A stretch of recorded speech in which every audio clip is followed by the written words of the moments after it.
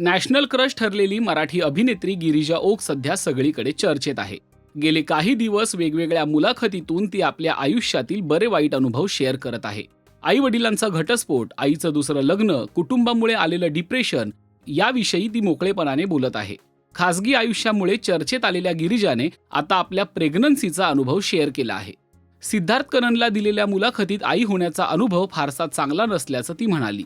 गिरिजा म्हणते, एखादी स्त्री जेव्हा बाळाला जन्म देते तो सर्वात आनंदी क्षण मानला जातो, पण मला तसं वाटत नाही. गरोदरपणातले शेवटचे काही महिने आणि नंतर बाळ जन्माला घालणं हा काही फार बरा अनुभव नाहीये. मूल झाल्यावर आपल्याला जगातलं प्रत्येक सुख मिळाल्यासारखं वाटतं, पण मूल जन्माला घालण्याची प्रक्रिया, त्यावेळीची परिस्थिती ही सुखावह नाहीये. मूल झाल्यावर मलाही आनंद झाला होता, पण तो सर्वोच्च आनंद आहे असं मी मानत नाही.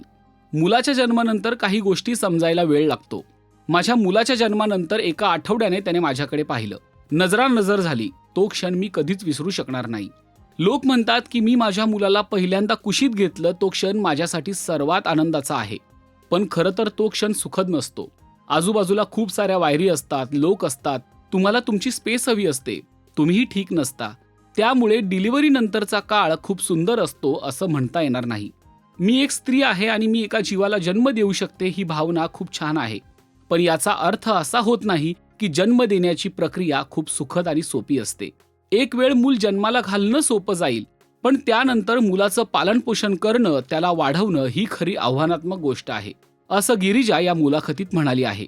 गिरिजाचं हे म्हणणं तुम्हाला पटतंय का, हे आम्हाला कमेंट करून नक्की सांगा. आणि मराठी सिनेविश्वातील बातम्या, अपडेट आणि गॉसिपसाठी सबस्क्राईब करा राजश्री मराठी.